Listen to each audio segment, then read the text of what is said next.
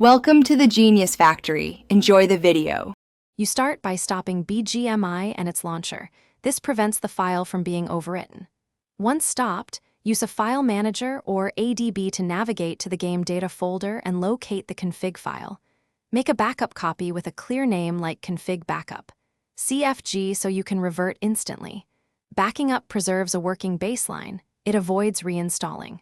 After backup, make sure you have a text editor ready and appropriate permissions to modify the file before proceeding. Now edit the file carefully. Open it in a plain text editor set to UTF-8 to prevent encoding corruption. Change only specific keys like resolution, DPI, graphics quality, and control sensitivity. Do this incrementally and note original values. Once done, validate syntax. Missing commas or quotes will break parsing. Make sure file permissions allow the game to read it. On mobile, set read/write for the app user, or on PC use proper ownership.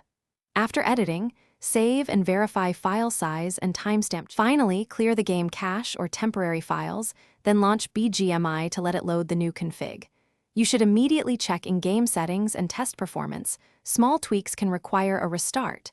If the game crashes or settings revert, stop the app and restore config backup. CFG then retry one change at a time to isolate the problem.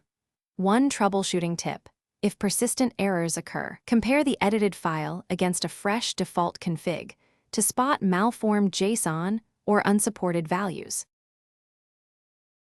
Thanks for watching. If you found this helpful, don't forget to like and subscribe.